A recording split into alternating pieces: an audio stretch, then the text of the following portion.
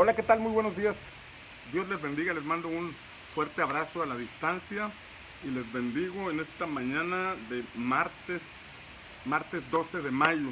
Espero que estés bien, gozando de la paz del Señor y viendo cómo el Señor provee, el Señor te guarda, el Señor te cuida, creyendo que pasaremos este tiempo de pandemia, lo pasaremos y terminaremos con un testimonio de la fidelidad y de la bondad de Dios para con todos los que creemos y confiamos en Él. Amén.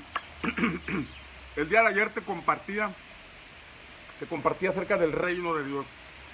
En el contexto del ungimiento del rey, de Saúl como rey, no pude llegar a ese punto. Me quedé en la introducción acerca del reino de Dios, pero creí importante el poder hablar acerca de cómo opera el reino de Dios, de qué implica los alcances del reino de Dios. Y como te mencionaba ayer, no pretendo saberlo todo.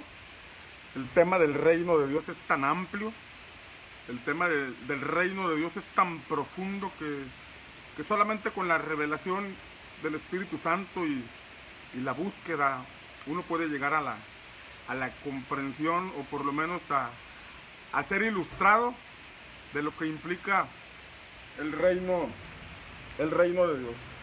Pero abundando un poco acerca del reino de Dios, debemos comprender que lo que se opone al reino de Dios, lo que se opone al establecimiento del reino de Dios, incluso lo que se opone a la manifestación del reino de Dios, porque ayer veíamos que una cosa es la manifestación del reino de Dios y otra cosa es el establecimiento del reino de Dios. Son dos cosas distintas.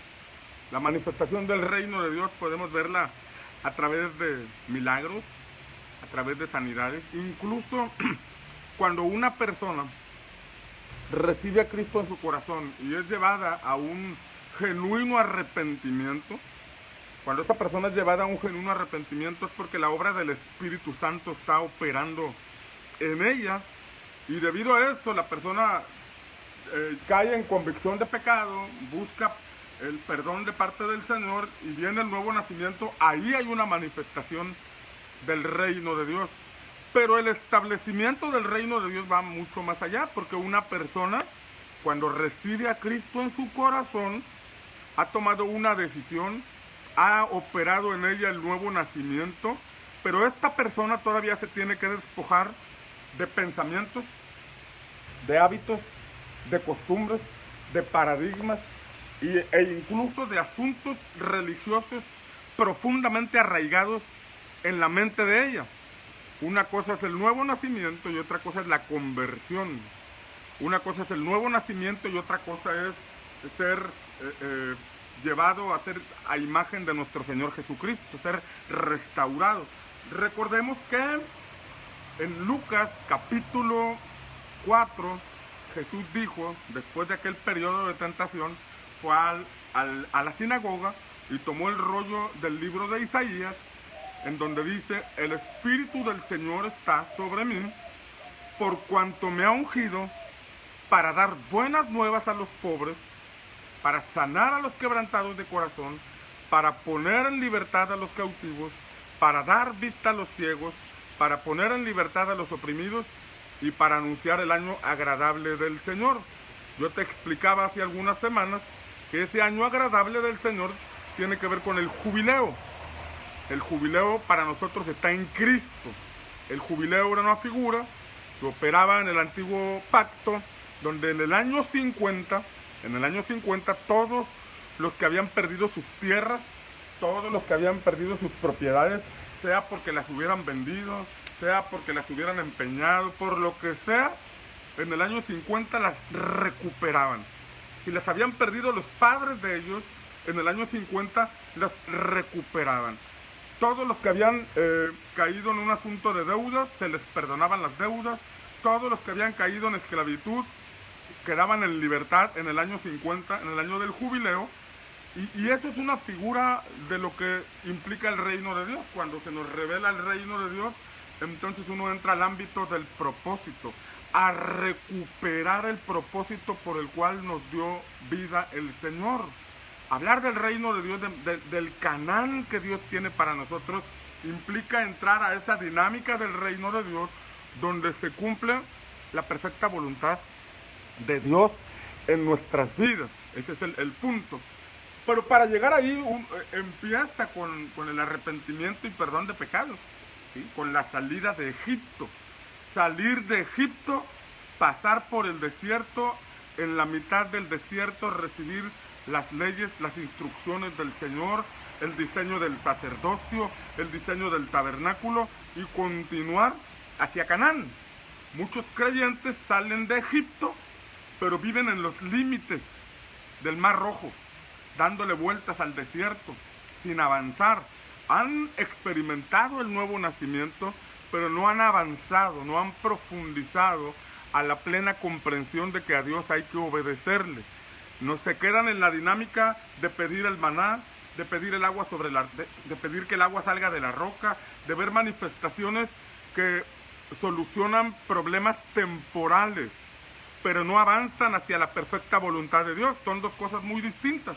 Podemos pasarnos toda la vida viendo a Dios solo como el que provee para nuestras necesidades, el que nos da para la renta del mes, el que nos provee para la despensa de la semana, o podemos caminar hacia la perfecta voluntad de Dios que está en Canaán. Y a Canaán llegamos como resultado de obedecer a plenitud al Señor.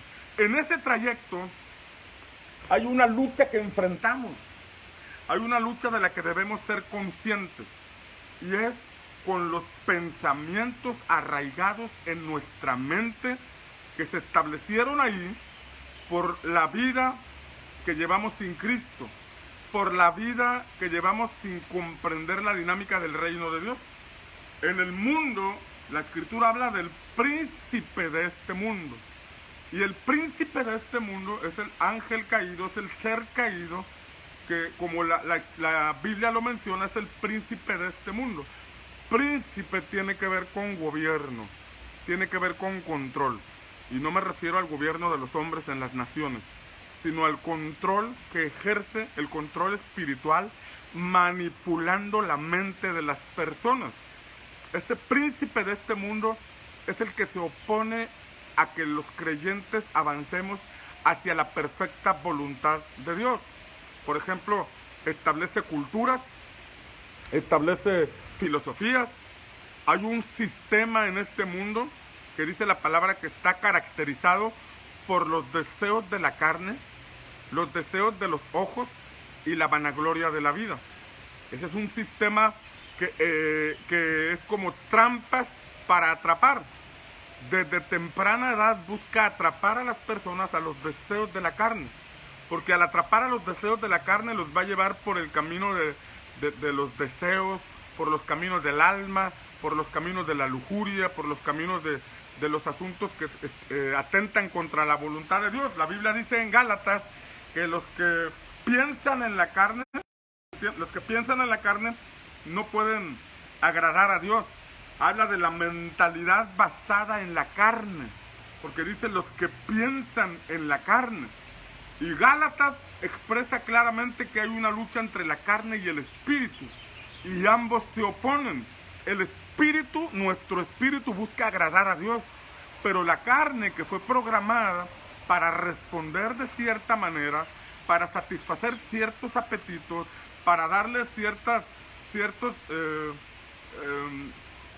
gustos a la carne, fue programada durante mucho tiempo. Las obras de la carne que menciona el apóstol Pablo primero empiezan con asuntos sexuales, continúan con asuntos que tienen que ver con hechicería y religión. Hechicería puede ser manipulación, la tendencia a manipular, la tendencia a adorar imágenes, pero después señala otros asuntos como son conflictos, enemistades, pleitos, celos, iras, contiendas, disensiones, borracheras.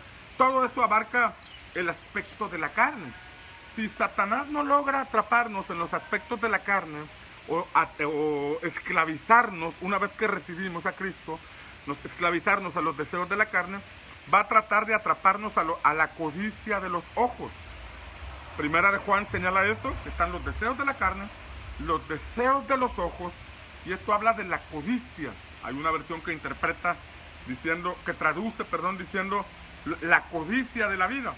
Y la codicia de la vida, la codicia es el deseo ferviente de acumular muchas cosas, de tener muchas cosas. Y por ejemplo, las deudas son una parte que despierta o que está establecido en este mundo para atrapar nuestros sentidos, para atrapar nuestros ojos, el deseo de querer todo. Y no es malo tener todo. El problema es cuando no tienes dinero para tener todo y tienes que endeudarte y tienes que recurrir al crédito. Y cuando recurres al crédito, entonces ya te estás endeudando, ya te estás atrapando. Recuerda que en Egipto había un asunto de esclavitud. Ojo aquí, en Egipto hubo un asunto de esclavitud. Aquello que fue en un principio una bendición para todo el pueblo, porque en el tiempo de José, escucha esta parte, en el tiempo de José, Dios levantó a ese hombre llamado José para ser un administrador de los recursos de Egipto, de las cosechas. Y esas cosechas en el tiempo de las vacas gordas fueron almacenadas, se quintó la tierra y se guardó el 20% en graneros para que en el tiempo de escasez hubiera alimento para todos. Y ahí estaba todo bien. Iban caminando bien conforme al plan de Dios, conforme al diseño de Dios. Y se alimentó a mucha gente.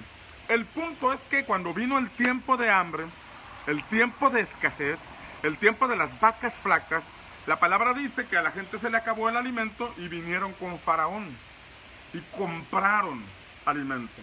El dinero que tenían se lo dieron a Faraón a cambio de alimento.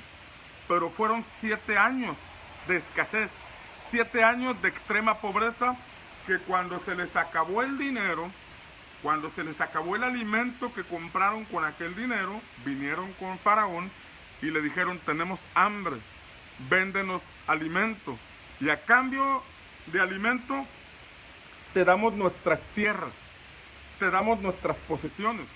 Y entonces Faraón compró toda la tierra de Egipto por aquella situación de hambre. Toda la tierra le pertenecía a Faraón, aunque había gente ahí trabajando o habitando. Se acabó el alimento correspondiente a la venta de esos terrenos y entonces vinieron con Faraón para decirle: tenemos hambre, cómpranos a nosotros como esclavos a cambio de alimento.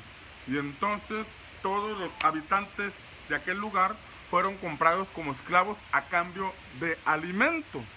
Tiempo después, dice la palabra que se levantó un rey que no conocía a José, el cual planeó la manera de esclavizar terriblemente a toda aquella generación. El punto es que como la esclavitud fue poco a poco, o ese sistema fue llevando poco a poco a la gente a un asunto de esclavitud extrema. Lo que empezó por hambre, empezaron a desprenderse de sus bienes al punto de caer en esclavitud, al grado de que no tenían tiempo propio, vida propia. Se convirtieron en ladrilleros, se convirtieron en personas que no tenían sueños personales, sueños propios, que no tenían una agenda personal. Jesús dijo que no se puede servir a dos señores. O servimos a Dios o servimos a las riquezas. Eso es lo que dice la palabra. Y en el contexto de riquezas que aparece en ese pasaje, se refiere al dios Mamón, al ídolo Mamón. Así se llama ese ídolo, al cual le atribuyen la facultad de dar riquezas. Y Jesús dijo: ustedes no pueden servir a Dios y a las riquezas. Hay una oposición, hay unos conceptos distintos. No podemos estar en la libertad que Dios nos da si caemos en las trampas de Mamón. El príncipe de este mundo busca la forma de atraparnos a través de las modas, y cada temporada viene una ropa distinta y cada 6 meses sale un nuevo aparato, un nuevo dispositivo electrónico, sale una actualización del iPad que compraste, de la tableta que compraste, del celular que compraste, y cuando quedas atrapado en eso, vives solamente para pagar tus deudas, vives esclavizado. Y la palabra dice en Proverbios que el que debe dinero a otro es siervo. Así dice la palabra. El que se endeuda es siervo del que le presta. Una palabra más clara es esclavo del que le presta. Porque ahora por las deudas la persona tiene que manejar su tiempo, sus recursos y su agenda para pagar al que le debe. Ya el dinero no es suyo. Ahora está trabajando para aquella persona que le prestó o para pagar aquella situación, aquella deuda que adquirió para tener algún bien, alguna cosa que llevó a su casa. Y esto es un punto que debemos comprender. El príncipe de este mundo buscará manejar nuestra agenda, buscará manejar nuestro tiempo para que nosotros no hagamos la perfecta voluntad de Dios. Hay un Canaán que nos espera, pero nuestros compromisos por producir ladrillo, nuestros compromisos financieros, nuestras deudas nos impiden comprometernos profundamente con el Señor. Quisiéramos servir, pero hay que producir ladrillo. Quisiéramos avanzar y hacer muchas cosas para Dios, pero nuestro tiempo no nos pertenece. Nuestro tiempo está dedicado para pagar aquellas situaciones en las que nos endeudamos. Así opera el príncipe de este mundo, pero además dice la Escritura que el príncipe de este mundo, además de los deseos de la carne, un sistema que atrapa nuestros deseos, nuestros pensamientos para conducirnos o esclavizarnos a hábitos de la carne. Si no está eso, va a operar en el asunto de la codicia de la vida, y si no puede, va a tratar de envanecer nuestra mente, la vanagloria de la vida. Y dentro de la vanagloria de la vida puede estar el asunto del orgullo religioso, porque incluso el príncipe de este mundo se puede disfrazar de principado religioso. Y una persona puede estar lleno de la Biblia, lleno de la palabra, tener títulos teológicos, hablar del Señor, sin embargo puede estar operando un orgullo religioso, un asunto que opera en la mente. No olvidemos que fueron los sacerdotes y fueron los fariseos los que principalmente conspiraron contra Jesús. Esos que estaban en el templo, esos que tenían la religión oficial de los judíos, fueron los que conspiraron. Y esos hombres estaban más interesados en tener el control del pueblo y el favor de los romanos. Porque la Biblia dice en el libro de Juan, que llegó el punto donde ellos dijeron: este hombre sigue haciendo señales, refiriéndose a Jesús. Este hombre sigue haciendo señales, no hay forma de detenerlo. Si sigue así, decían ellos, toda la gente se va a ir detrás de él. El temor de estos hombres, de los sacerdotes, de los que estaban al frente de la religión, era que toda la gente se fuera tras Jesús. Y luego dijeron: y van a venir los romanos y nos van a quitar nuestro lugar santo. Estas personas que hablaban del Mesías que habría de venir, estas personas que hablaban del enviado de Dios que habría de venir para dar libertad a la nación, no recibieron al Mesías, no recibieron a Cristo, porque había un principado religioso, un principado espiritual gobernando sus mentes, cerrándose a la manifestación clara y evidente que Cristo estaba dando acerca del reino de Dios. Prefirieron seguir en su religión que aceptar el reino. Prefirieron seguir continuar en sus conceptos religiosos que reconocer que Cristo era el Mesías enviado. Incluso dice la Escritura que había fariseos que hacían grandes recorridos para venir a donde estaba Jesús y escucharle. Pero cuando, por ejemplo, en el caso del paralítico que sus 4 amigos trajeron ante Jesús, dice la Escritura que Jesús le dijo a este hombre: tus pecados te son perdonados. Pero los fariseos que estaban ahí empezaron a cavilar en sus mentes y a decir: ¿cómo es que este hombre puede perdonar pecados? ¿Qué se cree? ¿Cómo se atreve? Fíjate cómo ahí, mientras Jesús estaba sanando o perdonando los pecados de este paralítico, en esos fariseos que habían hecho grandes recorridos para ir a escuchar a Jesús, tenían tan arraigada la doctrina, tenían tan arraigados sus conceptos religiosos, que estando frente al mismo Cristo, en sus mentes ellos resistían. y hacían sus cuestionamientos. Por eso Jesús dijo, ¿por qué caviláis en vuestros corazones? Pues que sepáis que el Hijo del Hombre no solamente puede perdonar pecados, sino también sanar a los enfermos. Le dijo al paralítico, hombre, toma tu lecho, levántate, toma tu lecho y anda. El punto es cómo estas personas que hacían grandes recorridos, porque seguramente habían escuchado de Jesús, seguramente dijeron, este es el Mesías, vamos a ver qué nos dice, vamos a estar cerca de él. Llegaron, pero estaba tan arraigada esa doctrina o esos conceptos que ese principado los bloqueó para que no recibieran a Jesús. Jesús mismo enfrentó al diablo en Lucas capítulo 4 y vemos cómo Jesús lo enfrentó en esos tres aspectos. En los asuntos de la carne, en los asuntos de los ojos y en el asunto de la vanagloria. Ojo aquí, Jesús lo enfrentó y lo venció. En Lucas 4, cuando el diablo vino para tentarlo, Jesús estaba pasando por un ayuno de 40 días y dice la palabra que tenía hambre. 40 días y tenía hambre. Tú con 8 horas de ayuno ya traes hambre, ¿verdad? Jesús tenía 40 días de ayuno y tenía hambre. Y en ese aspecto el hambre es un asunto, una necesidad del cuerpo, una necesidad física. Necesito comer. Es un asunto de la carne. Mi carne tiene hambre, quiere comer. Y en ese contexto aparece el tentador y le dice, si eres hijo de Dios, dile a esta piedra que se convierta en pan. Ahí estaba un asunto que aparentemente no era un pecado, porque no era una de las obras pecaminosas de la carne, pero Jesús estaba llevando a satisfacer esa hambre haciendo la voluntad del diablo, porque el diablo le dijo, a ver, demuéstrame que eres hijo de Dios convirtiendo a esta piedra en pan. A ver, muestra tu poder, muestra que el Padre está contigo y haz que esta piedra se convierta en pan.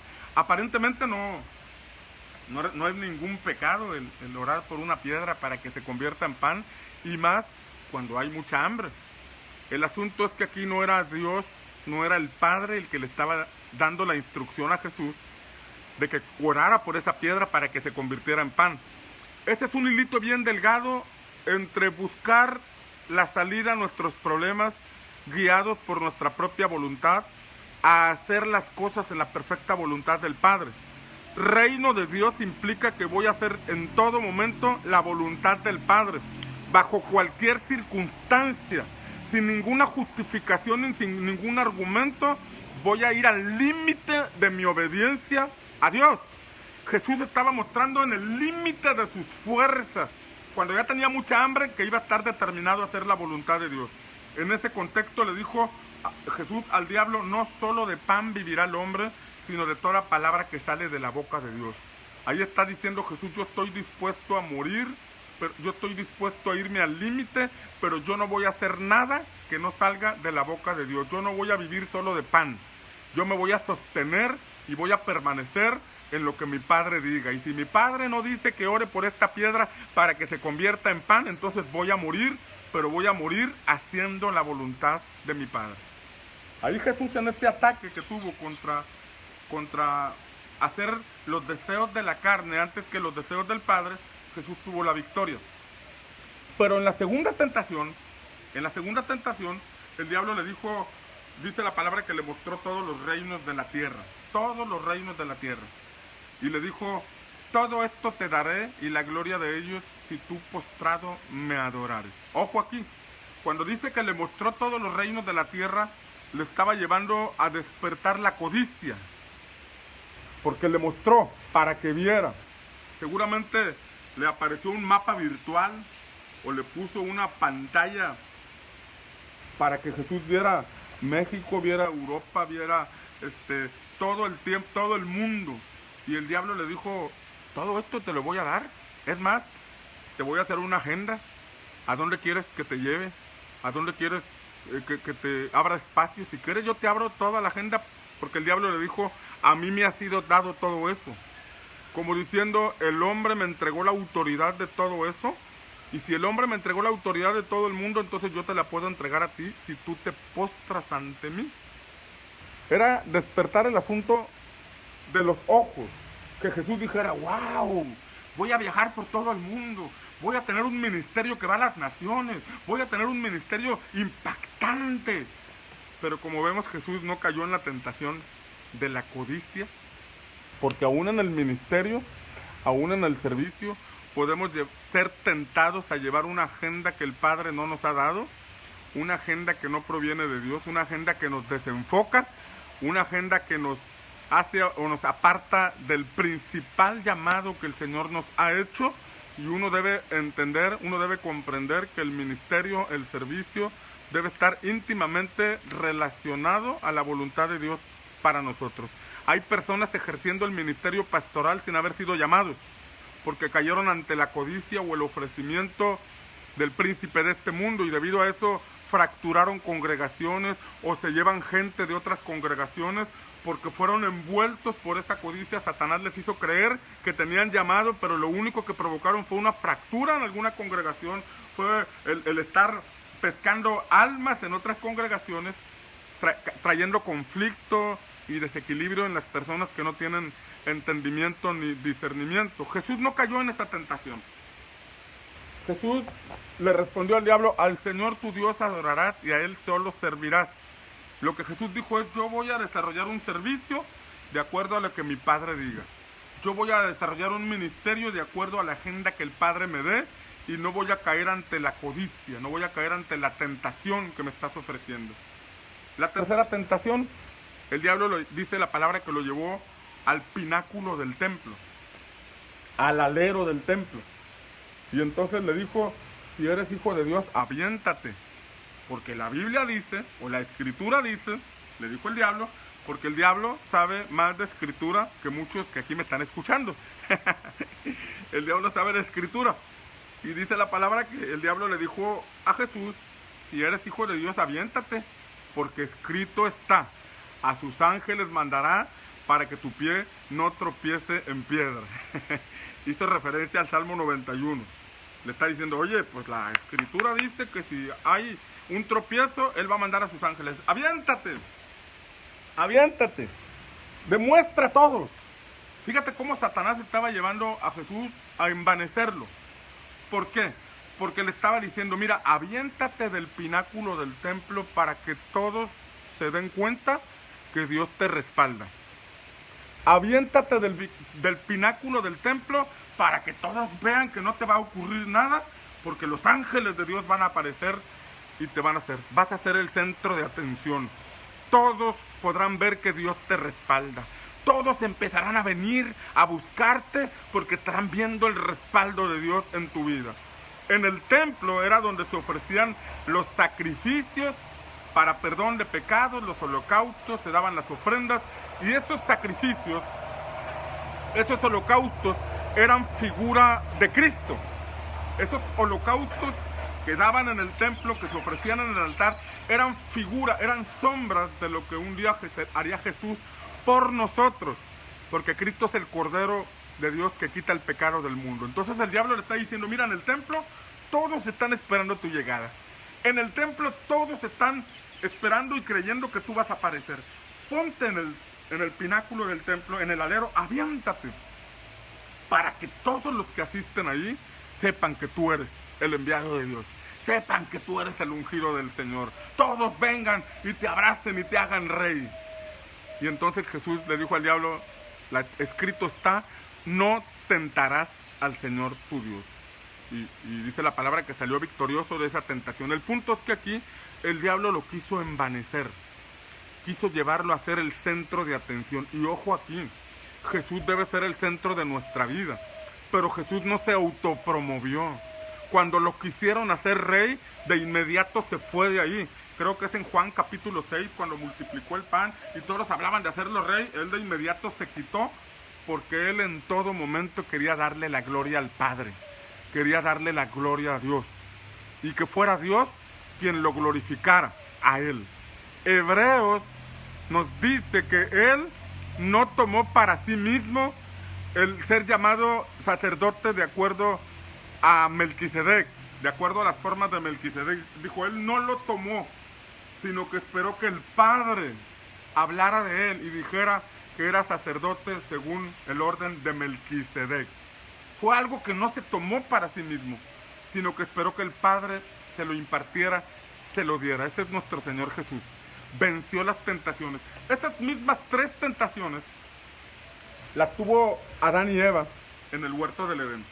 Adán y Eva estuvieron en un ámbito donde la gloria de Dios era manifestada, en un ámbito donde la perfecta voluntad de Dios se hacía.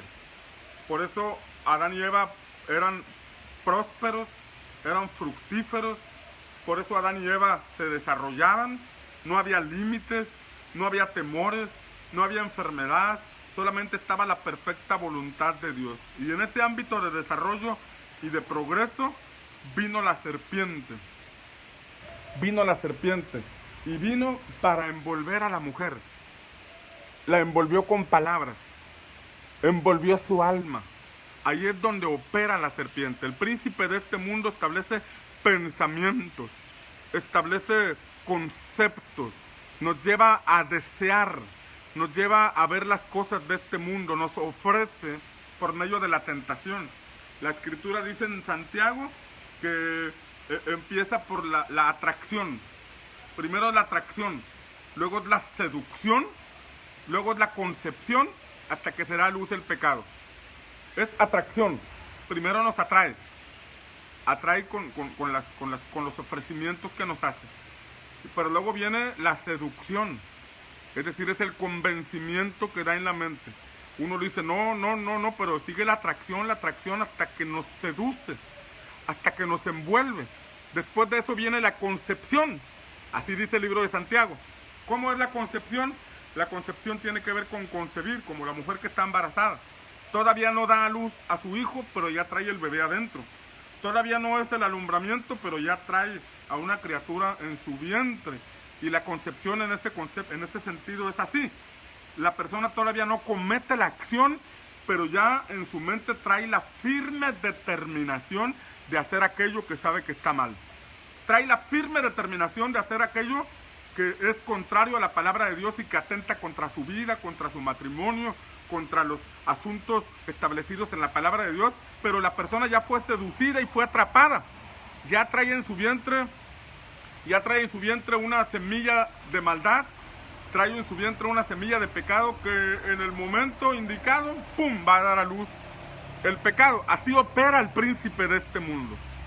Y vemos en la Escritura que Adán y Eva tenían claras las instrucciones de Dios. Era solo un mandato, era solo una instrucción, pero esa instrucción revelaba obediencia total. Puedes comer de todo, excepto de este árbol, el árbol del conocimiento del bien y del mal. Y entonces dice la palabra que la serpiente vino a Eva y le dijo a Eva, con que Dios les dijo que no comieran de ningún fruto del árbol. Esto está en Génesis capítulo 3. Con que Dios les dijo que no comieran de ningún fruto del árbol, trató de cambiar las palabras de Dios.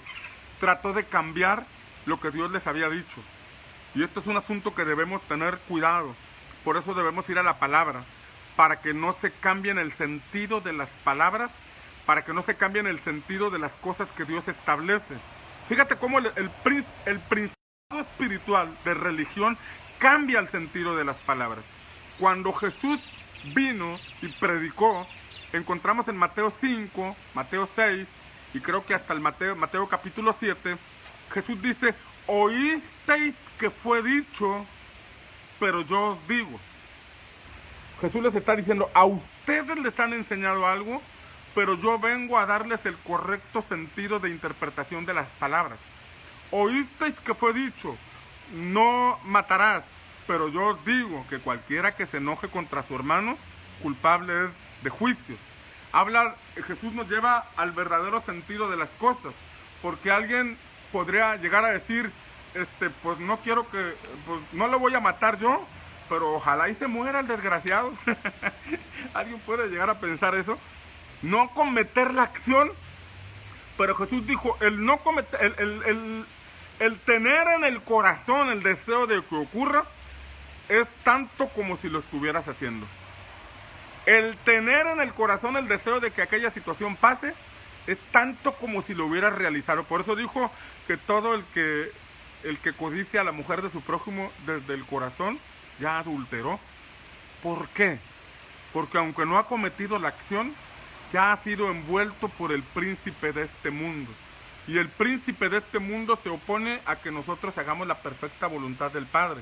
Y el príncipe de este mundo, dice Efesios capítulo 1, lo muestra como la potestad del aire, que opera en los hijos de desobediencia.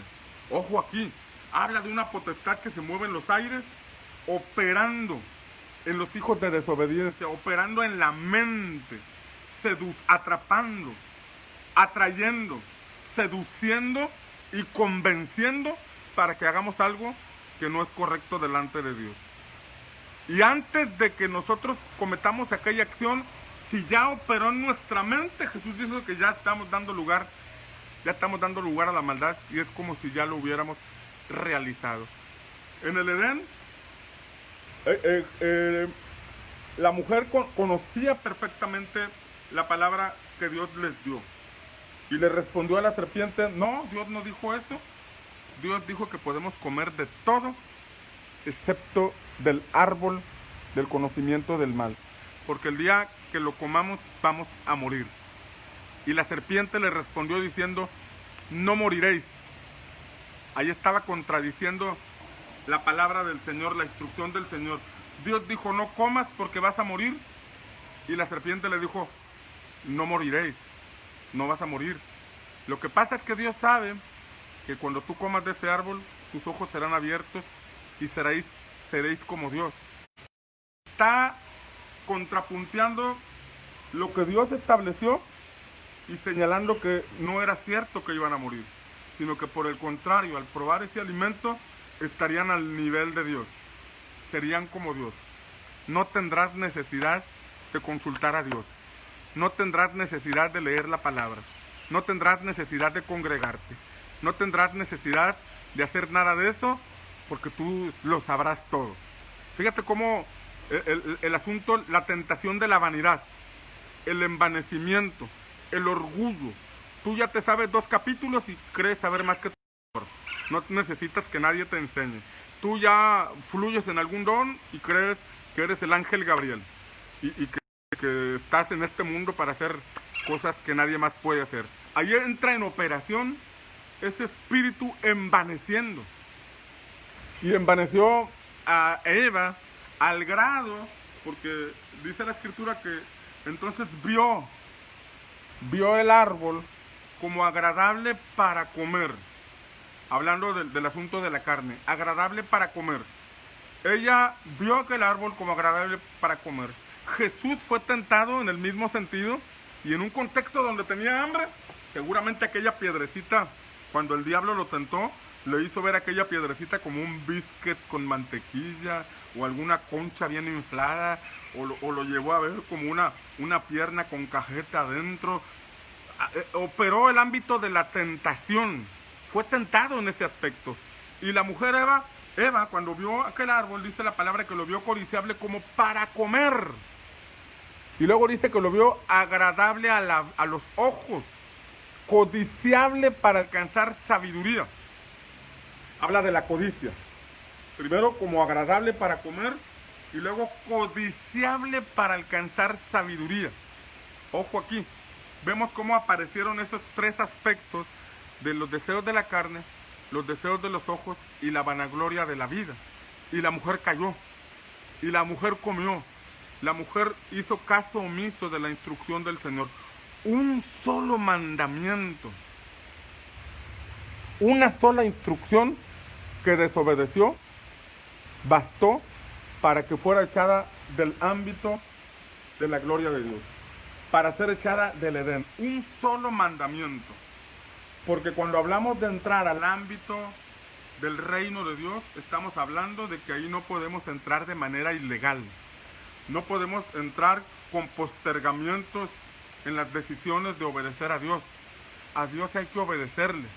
A Dios no se le cuestiona. A Dios no se le resiste. Si creemos en Dios, lo obedecemos.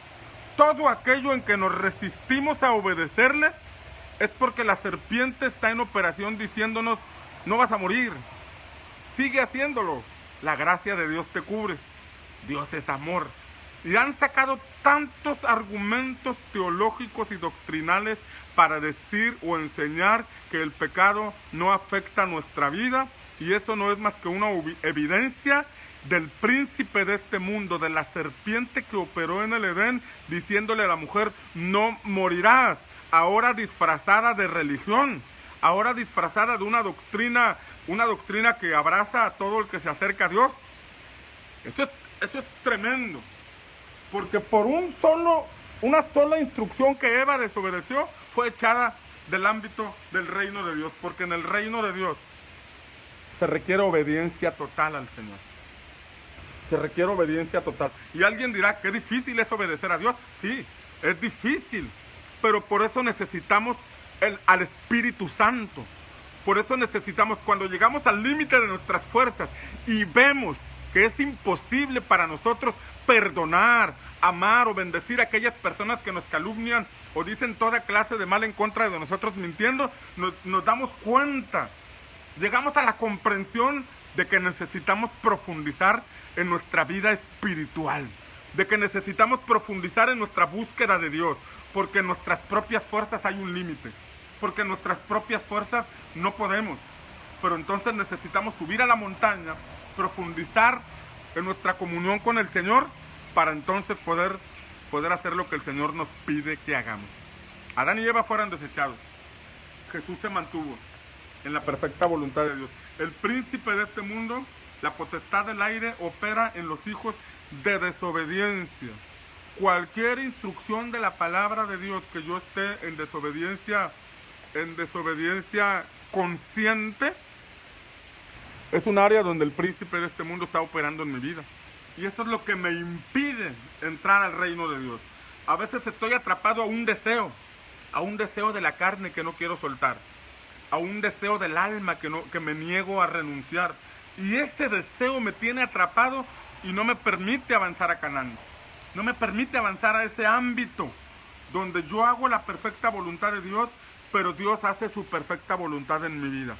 Yo hago y obedezco todo lo que Dios establece y Dios cumple su voluntad en mí. Me lleva a esa tierra de Canaán, a esa tierra que fluye leche y miel, a ese lugar donde me desarrollo en su perfecta voluntad, a ese lugar donde no tengo temor de lo que el diablo pueda hacer o de la crisis que pueda afectar al mundo. Es donde siembro, como lo hizo Isaac en Gerar, y cosecho al 100%, aunque haya tiempo de una gran hambre sobre la tierra. Eso es entrar a la dinámica del reino de Dios. Pero por pequeñas cosas, por pequeños platos de lentejas, por una relación ilícita, por un trabajo incorrecto, por un estilo de vida caracterizado por el fraude o la corrupción, o por otros tipos de cosas, nosotros detenemos, inhabilitamos lo que el cielo quiere hacer en nuestra vida. Pero cuando nos llega la revelación del reino y decidimos avanzar y profundizar en nuestra relación con Dios, entonces comprendemos que necesitamos ayuda de Dios. Comprendemos que nuestras propias fuerzas es imposible. Esto le pasó también a Moisés.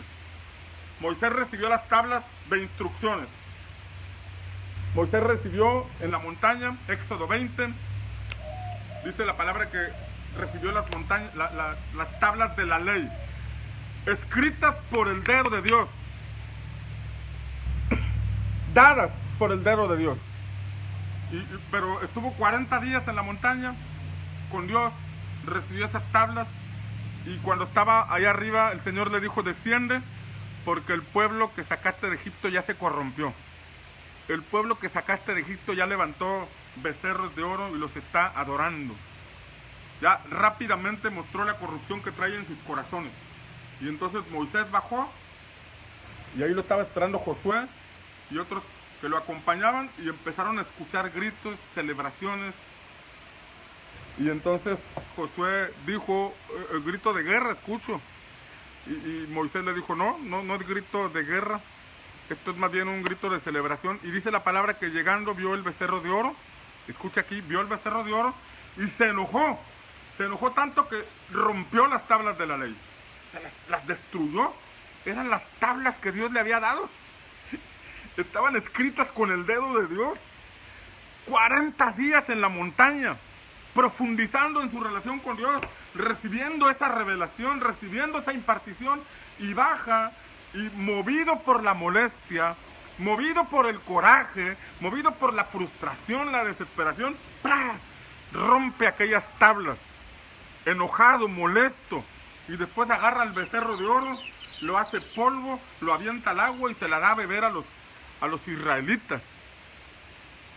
En ese momento vemos que el pueblo transgredió la ley del Señor, porque el Señor dijo: no te harás imágenes de lo que está arriba, ni en la tierra, ni en ningún otro lugar, no te harás imágenes.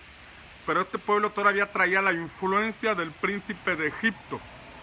Ya habían salido de Egipto, ya Faraón había sido sepultado en el mar, ya habían atravesado 10 estaciones de Egipto al Sinaí, pero ahí todavía tenían la influencia del príncipe de este mundo, del príncipe de Egipto, de los ídolos, de las imágenes, de los becerros de oro que levantaban para adorar. Esa era la influencia todavía, después de un tiempo de haber salido de Egipto. El punto es que Moisés no pudo cumplir y cayó en la provocación y rompió las tablas. Después de deshacer aquel becerro de oro, volvió a subir a la montaña. Volvió a buscar a Dios, volvió por una oportunidad más.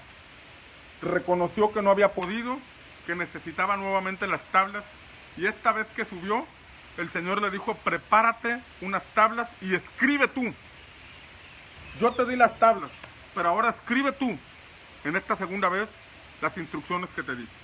Y ahí estaba Moisés escribiendo lo que Dios ya le había dado en unas tablas escritas por su mismo dedo. Ahora estaba Moisés escribiéndolas.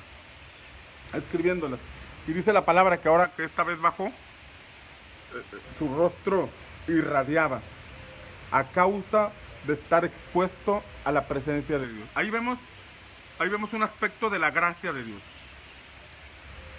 En el asunto de la ley, vemos un aspecto de la gracia.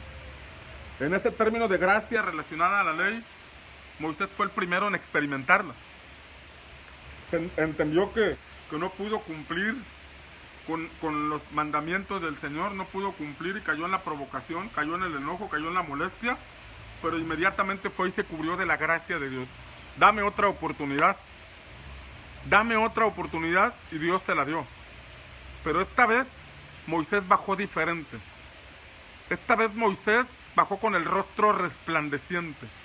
Y bajó con el rostro resplandeciente a causa, te repito, de estar expuesto a la gloria de Dios. En nuestro intento por obedecer a Dios, en ocasiones tropezamos y caemos. En el intento por agradar a Dios, la tentación aparece en el camino, nos atrapa, nos envuelve, nos seduce, nos embaraza de eso, hasta que finalmente tropezamos. Pero en la gracia de Dios, uno recurre al Dios que puede ayudarnos para cambiarnos. No acudimos a la gracia de Dios para que nos siga solapando esas malas actitudes. Ese es un concepto equivocado de gracia, porque Dios no puede ser burlado. El concepto gracia es: yo reconozco que sin ti no puedo, Señor. Yo reconozco que he hecho el intento y no puedo, y me humillo delante de ti. Moisés estuvo nuevamente 40 días. A veces nosotros en 10 minutos queremos que nos cambie y nos dé una respuesta. A veces por media hora de oración y todo el día en el mundo queremos que el Señor nos transforme. Moisés estuvo 40 días y 40 noches en la montaña, pero bajó diferente. Bajó con el rostro resplandeciente a causa de estar expuesto a la gloria de Dios. Al grado que tenía que taparse el rostro para que la gente no pusiera su mirada en él. Es decir, no me vean a mí, no me levanten como un becerro de oro. Busquen a Dios, suban a la montaña, profundicen en su relación con Dios para que puedan vivir así. Y entonces Pablo hace referencia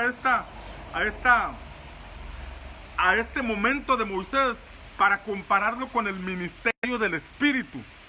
El ministerio del Espíritu en nosotros. Nosotros podemos ser portadores de la palabra.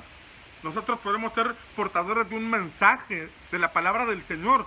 Pero lo que verdaderamente nos hará ser efectivos es que el Espíritu Santo desarrolla el ministerio de Jesús por medio de nosotros.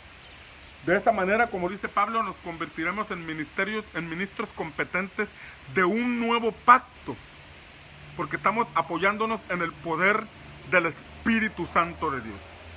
Entonces, Moisés no pudo y tuvo que recurrir nuevamente al Señor.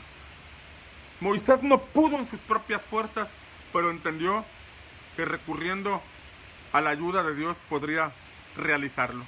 Y esa es la clave, que si nuestra vida estuvo acostumbrada a un estilo de vida, a un estilo de responder ante las situaciones, si tenemos una manera de pensar, necesitamos cambiarla, porque es en la mente donde esos principados operan, es en la mente donde esos principados han sembrado semillas, es en la mente donde busca envolvernos. Te repito, cuando Israel salió de Egipto, Faraón fue sepultado en el mar, pero aún la semilla de Faraón, el pensamiento de Faraón estaba arraigado en esa generación que constantemente hablaban de volver a Egipto. Llegaban a decir, cómo extraño aquella olla de comida, de carne, de pescado que nos daban de a gratis allá en Egipto. Cómo extraño la comida de Egipto, aunque éramos esclavos, aunque nos iba muy mal, aunque no podíamos desarrollarnos, pero esa comida estaba suculenta. Esos pensamientos arraigados. Era como dicen por ahí, ya habían sacado al muchacho del rancho, pero todavía no le sacaban el rancho al muchacho. Todavía seguía adentro de ellos ese pensamiento tan arraigado. Ese pensamiento era la semilla del príncipe de este mundo que nos atrapa. Fue la misma dificultad que tuvo la mujer de Lot cuando el Señor les dijo, salgan de aquí, salgan de Sodoma y no volteen hacia atrás. Dice la escritura que ellos salieron, pero la mujer volteó hacia atrás. Eran tan fuertes los lazos, era tan fuerte la influencia de lo que estaba dejando, de lo que el príncipe de este mundo había puesto en su mente, que ella volteó atrás y dice la palabra que hasta ahí llegó. Hasta ahí llegó. Entonces, nosotros debemos comprender contra qué estamos luchando. ¿A qué estamos enfrentando? Romanos capítulo 12, versículo 2 dice que tenemos que ser transformados por medio de la renovación de nuestro entendimiento. Transformados. La transformación viene como resultado de un cambio en nuestra mente. Tenemos una mente que ya ha sido programada. Tenemos una mente que ya ha sido domesticada por el príncipe de este mundo. Y necesitamos romperlo.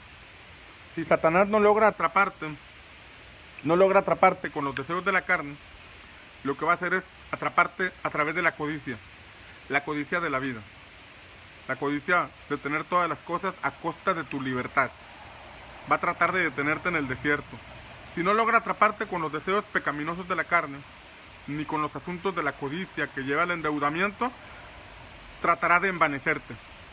Envanecerte para que seas un discípulo que no obedece, para que seas un creyente que hace caso omiso a las instrucciones, para que tengas un corazón orgulloso que no pueda aprender, que no pueda recibir enseñanzas, que no pueda ir a sentarse a escuchar a otra persona. Va a tratar de envanecerte para que tú resistas a la autoridad. Y esa es una influencia que el príncipe de este mundo hace aún dentro de la iglesia. He notado que cuando llega una persona nueva, llega bien dispuesta a aprender, llega bien dispuesta a conocer más de Dios. Llegan en ocasiones con muchos problemas, y cuando hay muchos problemas, dígame qué hago, qué tengo que hacer, cómo oro, cómo le pido, qué paso tengo que dar. Mucha disposición. Pero después de un tiempo, cuando ya tomaron algún curso, cuando se saben Juan 3:16 o Génesis 1:1 o el Salmo 23, ya el consejo no entra mucho. Algunos tienen dificultad para escuchar a su mentor, a su discipulador, porque como ya tomaron un curso, ya a mí no me vas a enseñar tanto porque yo estoy del mismo nivel que tú. Y entra un asunto donde Satanás se infiltra para envanecer. Recordemos lo que dice Job capítulo 41 en el último versículo. Dice que Leviatán reina sobre todos los soberbios. Esto es lo que dice la palabra. Leviatán reina sobre todos los soberbios. ¿Ves a alguien influenciado por la soberbia? Job 41, al final dice que ahí reina Leviatán. La Biblia nos muestra a Jesús como un ejemplo de humildad. Alguien que lavó los pies a sus discípulos. Un rey siervo que dijo que había venido no para ser servido, sino para servir. Jesús nos pone el ejemplo desde el inicio de su ministerio y hasta los últimos días. Vemos, por ejemplo, que antes de iniciar su ministerio, fue con Juan el Bautista para bautizarse. Para bautizarse. La gente en ese contexto llegaba con Juan el Bautista, confesaba sus pecados y se bautizaba. Pero cuando Jesús fue con Juan, Jesús no tenía pecado que confesar. ¿Por qué? Porque la Biblia nos enseña que Él nunca pecó. Fue tentado en todo según nuestra semejanza, pero nunca pecó.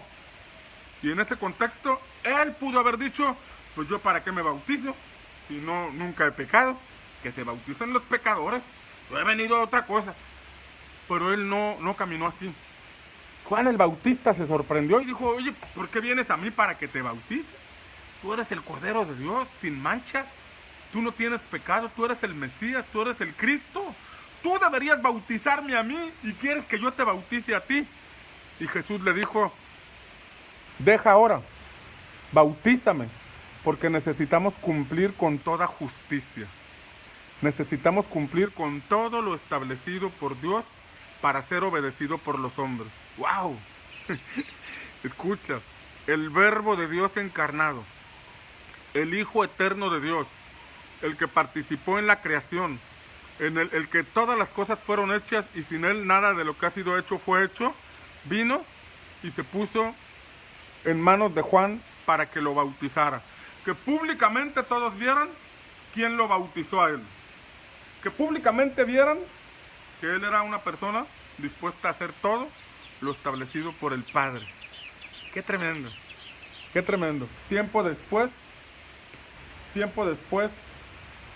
cuando estaba limpiando el templo, tumbando a los cambistas, y dijo, mi casa será llamada casa de oración, los encargados del templo vinieron y le dijeron, ¿con qué autoridad haces esto? ¿Con qué autoridad? O sea, ¿quién eres tú para hacer esto?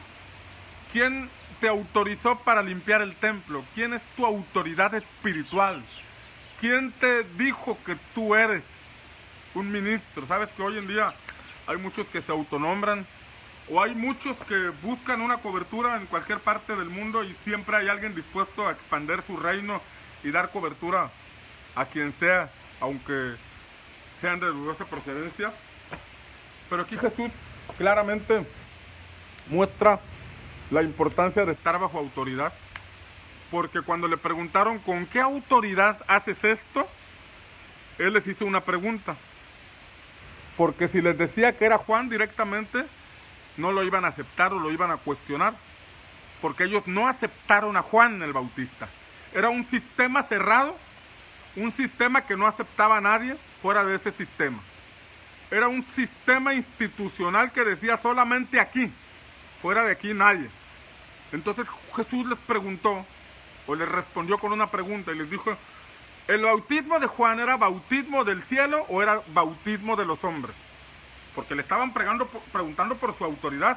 ¿Quién te dio autoridad? ¿O con qué autoridad haces esto? Y como Jesús inició su ministerio después de ser bautizado por Juan, digamos en términos actuales, se puso bajo la cobertura de Juan, no inició su ministerio sin una cabeza de autoridad en la tierra, no inició su ministerio sin una cabeza de autoridad que lo avalara para empezar, porque el llamado lo da Dios, pero lo confirma a través de hombres. No tiene uno la facultad de autollamarse, porque es un llamado que lo confirma el cuerpo y lo confirma la persona que está en autoridad sobre nuestra vida. Y entonces Jesús le respondió a aquellos, ¿la autoridad de Juan era de los hombres? ¿El bautismo de Juan era de los hombres o era de Dios? Y aquellos religiosos dijeron, si le contestamos que era de los hombres, la gente nos va a apedrear, porque la gente respeta a Juan. Pero si decimos que es de Dios, nos van a decir, entonces, ¿por qué no creyeron? Estaban en un dilema, porque no podían decir ni una cosa ni otra. Ni una cosa ni otra. Se negaban a aceptar. Era tan fuerte la influencia de ese principado espiritual religioso que no, se negaban a soltar. Eso es lo que impide a muchos soltar las riendas religiosas para adoptar el reino de Dios. Esto es lo que impide a muchos dar el paso de fe. Es el problema que tuvo Nicodemo. Nicodemo vino a Jesús de noche. Vino de noche seguramente por temor a sus correligionarios. Vino de noche porque seguramente era una persona sumamente importante que no quería que los demás vieran que estaba acercándose a Jesús.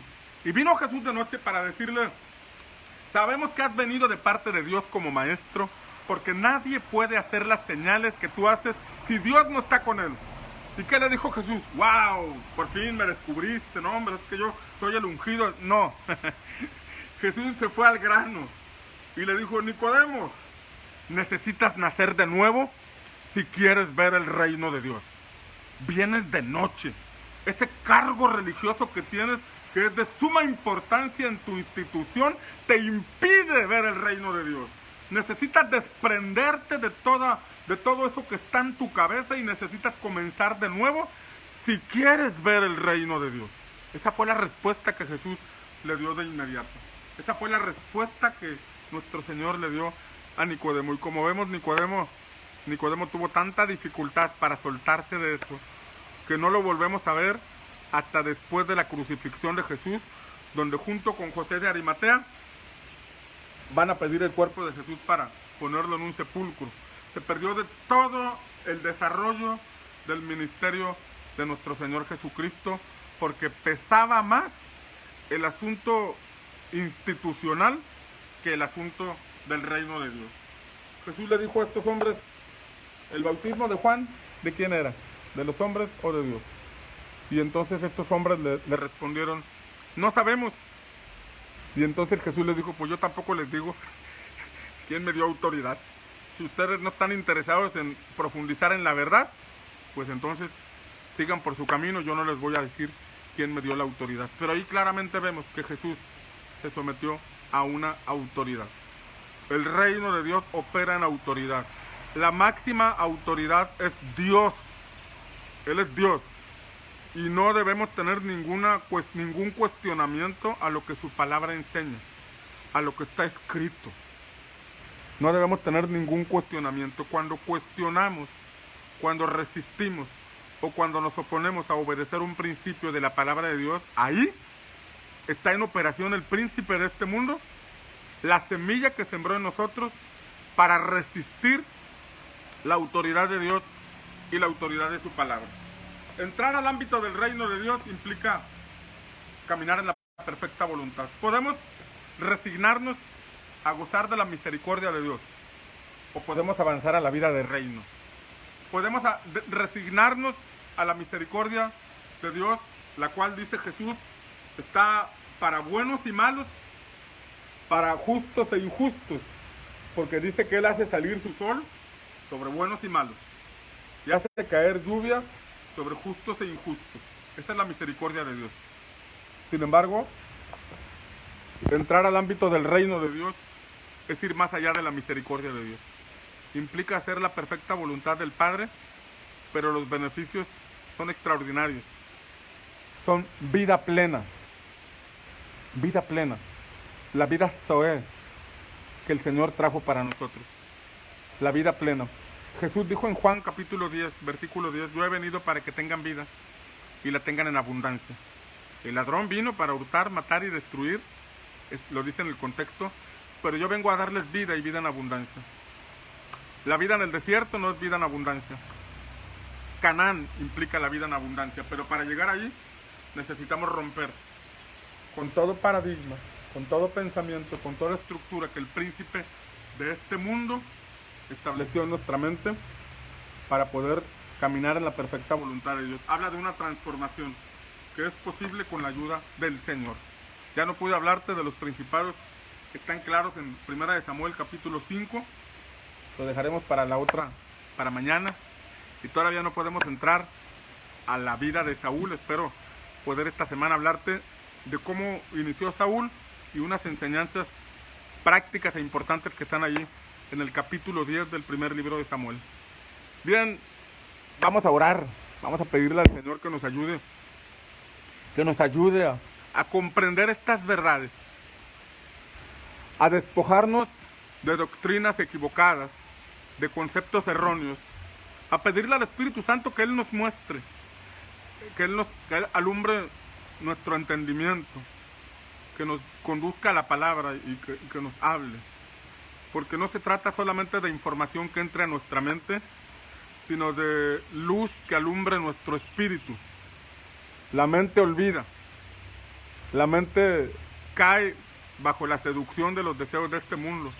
Pero cuando está en el espíritu y nuestro espíritu es alumbrado, entonces habrá algo poderoso que nos sostiene en la línea correcta. Padre, en el nombre de Jesús, invocamos el poder de tu Espíritu Santo. Invocamos el poder de tu Espíritu para que nos ayude en nuestras debilidades. Tu palabra asegura que tu poder se perfecciona en nuestra debilidad. Y Señor, nosotros queremos hacer tu perfecta voluntad.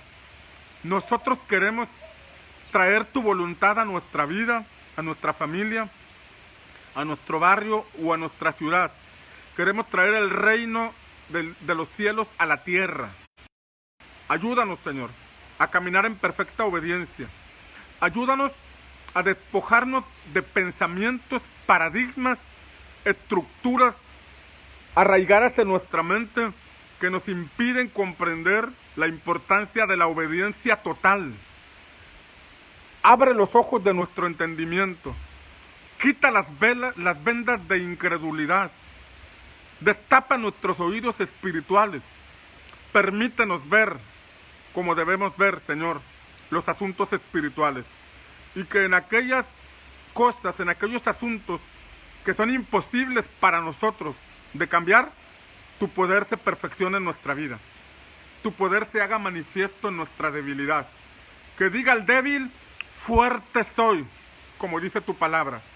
Que diga el débil, fuerte soy. Que diga el pobre, rico soy. Que aquel que no puede cambiar o ser transformado en sus propias fuerzas, porque es imposible hacerlo, podamos comprender que el poder de Dios actuando en nuestra vida puede lograr tal transformación. Porque tú, Señor, no nos has pedido algo que no podamos hacer. No nos has pedido algo para lo cual no nos ayudes a hacer. Esto nos enseña que para obedecerte necesitamos apoyarnos en ti. Y en esta mañana, Señor, te pedimos con todo nuestro corazón, ayúdanos, que tu poder se perfeccione en nuestra debilidad y que subamos a la montaña y que podamos ser transformados para resistir al príncipe de este mundo, para derribar todo argumento y pensamiento que se estableció en nuestra mente, que inhabilita la vida de fe, que bloquea nuestra comunión contigo y que nos impide avanzar, Señor. Te lo pedimos en el poderoso nombre de Cristo Jesús, nuestro Señor. Amén, amén y amén. Vamos, escribe ahí amén, amén y amén para orar por ti más tarde, a leer tu comentario aquí en este post. Te invito a que compartas este mensaje, lo compartas en tu muro, que invites a tus amigos a esta página. Y también te invito a que participes en las intercesiones de nuestra página Centinelas en el Muro, donde las 24 horas del día tenemos 48 equipos leyendo la palabra y orando por diversas situaciones, por la palabra que leemos y por las necesidades que el mundo está enfrentando debido a esta pandemia. Que tengas un excelente día y que el Señor te bendiga.